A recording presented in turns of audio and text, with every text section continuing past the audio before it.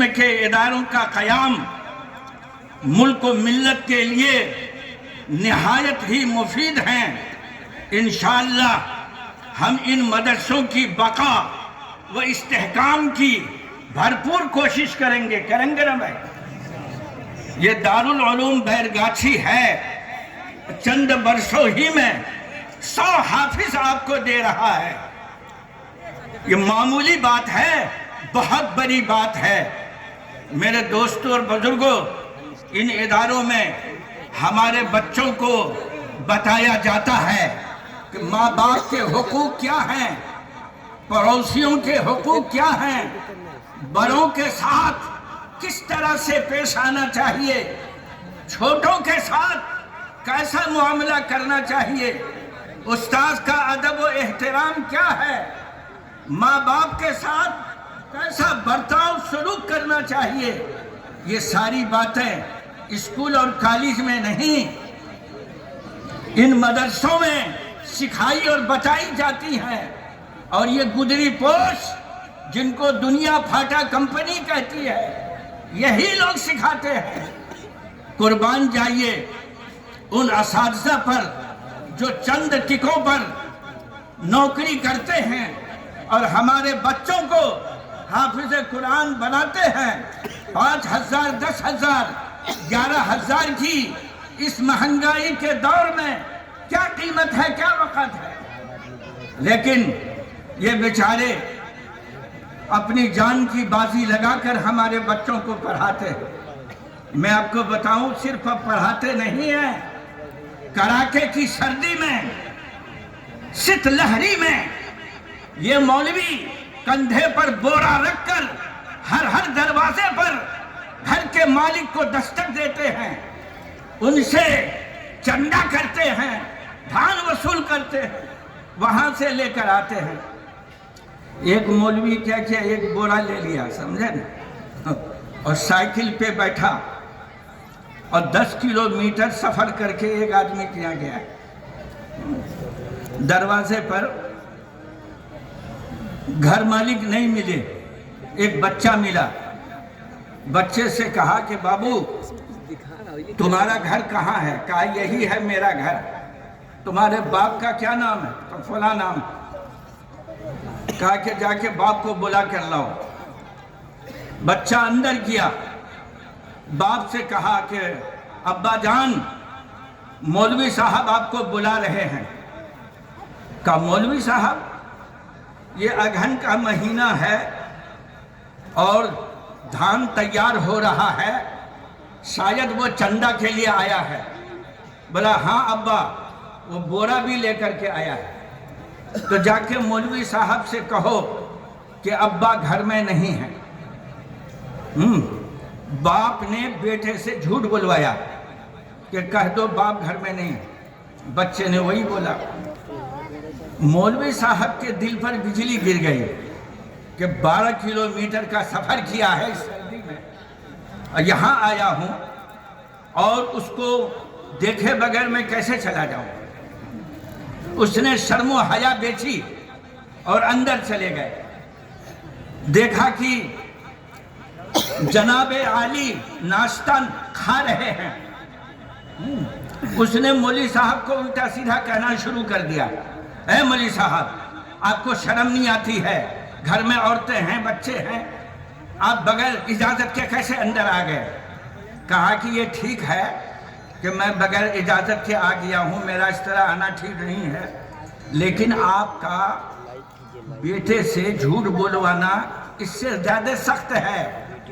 آپ نے بیٹے سے جھوٹ کیوں کہلوایا کہ ابا گھر میں نہیں ہے؟ تو کیا کرنے آئے ہیں آپ؟ کہا چندہ لینے آیا ہوں۔ کہا لکھیے 2.5 کلو۔ مولوی صاحب کا تو پسینہ چھوٹ گیا۔ 2.5 کلو کے لیے میں یہاں مغز ماری کرنے آیا ہوں، 1 کوئنٹل سے کم نہیں لوں گا۔ کہا کہ اے مولوی صاحب آپ کوئی کابلی آئے ہیں، 1 کوئنٹل کہاں سے دوں گا؟ اس سال زور کا سیلاب آیا تھا، سب دھان بہہ گیا ہے، دھان نہیں ہوا ہے، 5 کلو کاٹ لیجیے رسید۔ تو مولوی صاحب فرماتے ہیں کہ سنیے، میں آپ کے یہاں رہوں گا اور اس وقت تک نہیں جاؤں گا جب تک کہ میں 1 کنٹل نہیں لے لوں گا، چاہے میں بھوکا مر جاؤں، چاہے میں پیاسا مر جاؤں، لیکن جاؤں گا نہیں۔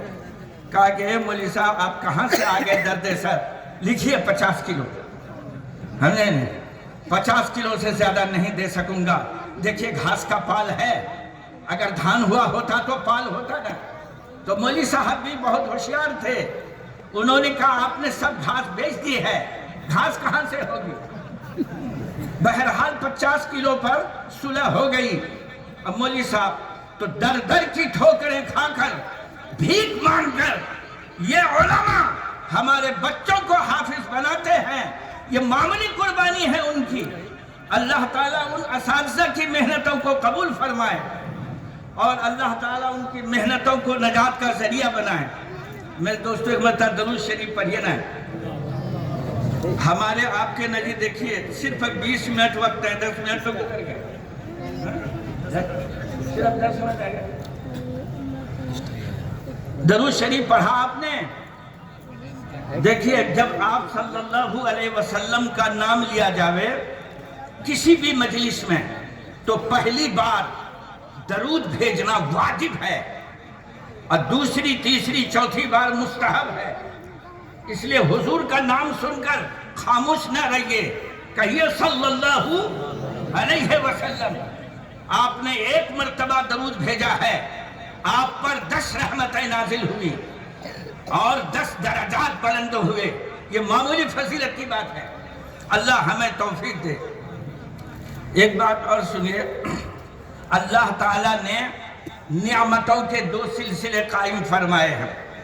ایک قسم کی نعمتوں کو ہم جسمانی نعمتوں کا نام دیتے ہیں، ہمارا کھانا پینا، سونا جاگنا، اٹھنا بیٹھنا، مکان بنانا، کھیتی باڑی کرنا، کاروبار کرنا، یہ سب جسمانی نعمتیں ہیں۔ جب کوئی شخص جسمانی نعمتوں کی لائن سے انتہا پر پہنچتا ہے تو وہ کسی ملک کا وزیر اعظم بنا دیا جاتا ہے یا صدر جمہوریہ بنا دیا جاتا ہے۔ جسمانی نعمتوں کی لائن سے وہ منتہا پر پہنچتا ہے۔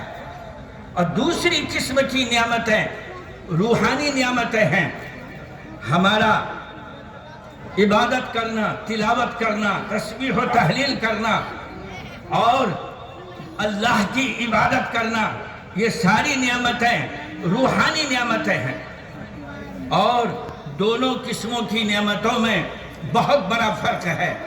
جب کوئی شخص روحانی نعمتوں کی لائن سے انتہا پر پہنچتا ہے تو وہ مقام نبوت پر فائز کر دیا جاتا ہے، ان کو نبی اور رسول بنا دیا جاتا ہے۔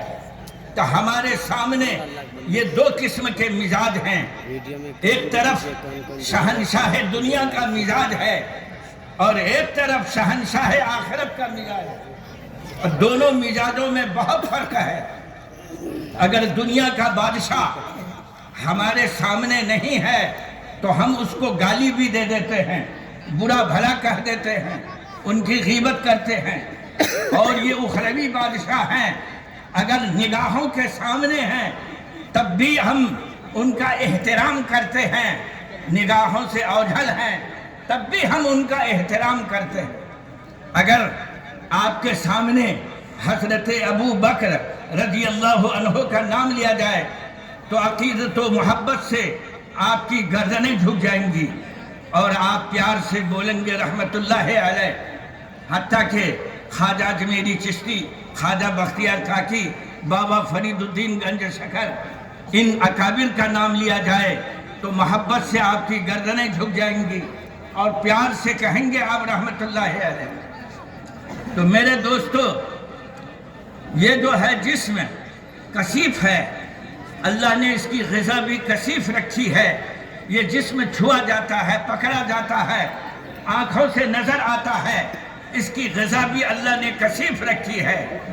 اور روحانی غذا جس سے روح کو قوت حاصل ہوتی ہے، جس سے روح پرورش پاتی ہے، وہ بھات دال چاول نہیں ہے، وہ قرآن کی تلاوت ہے، تسبیح و تحلیل ہے، 5 وقت کی نماز ہے، زکوٰۃ دینا ہے، حج کرنا ہے، ان اعمال خیر سے ہماری روح کو غذا ملتی ہے، ہماری روح کو طاقت اور قوت حاصل ہوتی ہے۔